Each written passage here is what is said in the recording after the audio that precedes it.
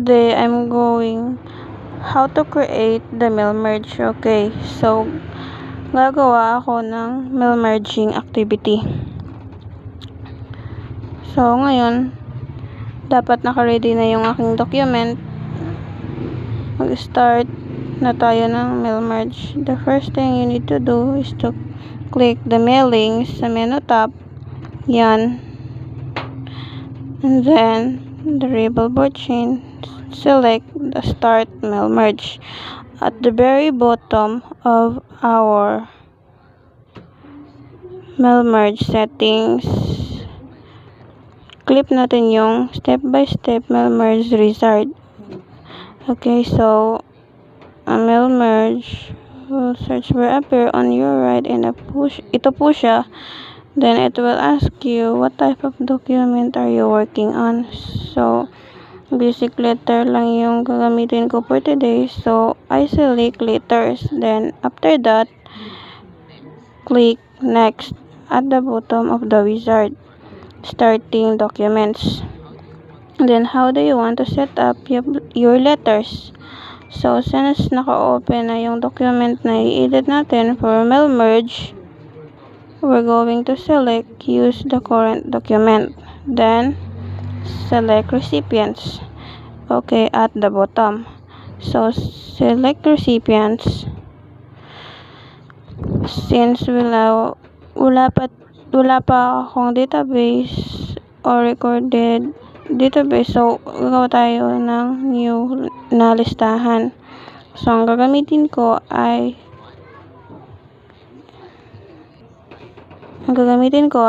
type a new list. So letter 1. Then sa type a new list, click create.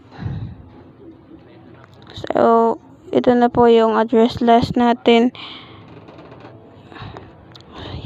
Lahat yan hindi naman talaga kailangan. Nakadepende sa'yo kung anong gusto mo. So ang kailangan ko, yung gusto kong gamitin ko ay date, tsaka name, tsaka address. So paano ko gagawin? I-customize mo yung columns.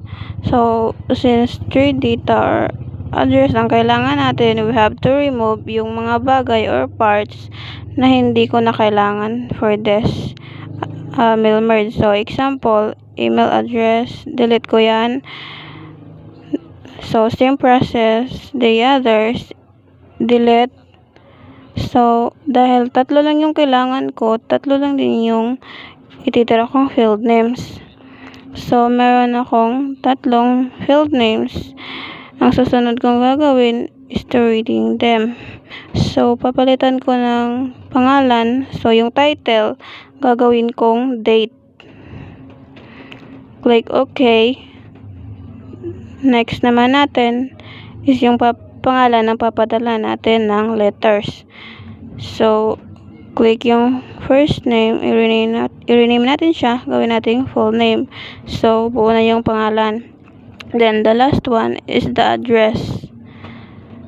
So dahil iba-iba yung address, so iba-iba din yung kailangan natin dito sa templates. Then templates, click the rename, then isulat natin yung address. Ayan, yan na yung new address list, yung information. So meron na tayo ditong parang Excel sheet. So ngayon itatype ko yung example, yung mga information na kailangan para sa mail merge. The first one is of course the date. So halimbawa encode ko na yung date, yung pangalan ng customer, then yung address niya daw. So paano kung multiple yung papadalahan ng letter, iba-iba po ng address?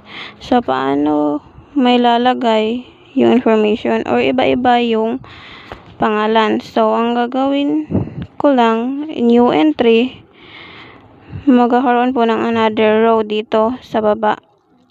Tapos encode mo lang ulit yung information na kailangan para sa kanya. Yung address niya o yung name niya. Tapos yung address. So, halimbawa 3 yung papadalan ko. Additional new entry. Lagay mo ulit yung information na kailangan. Yung pangalan ng customer. Tas yung address.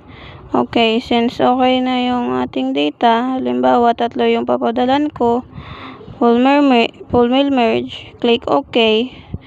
It will pop up a new window kasi kailangan ko yung isave yung data na ginawa ko. So, ito yung maging reference yung letter ko mamaya kapag siya ay middle merge ko na.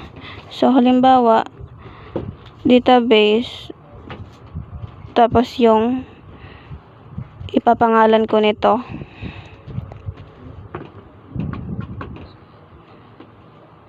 So, yan yung pangalan ng database. So, ayan na yung database natin. So, kung kailangan mo pa ng dagdagan yung data mo, like, mas marami ka pang customer na ilalagay dito sa list natin for our mail merge or another version information. So, click mo lang yung click nyo lang yung search dito sa baba and click edit. Pwede mo ma-edit ulit. So, wala na. Click OK dito sa baba. Yun na yun.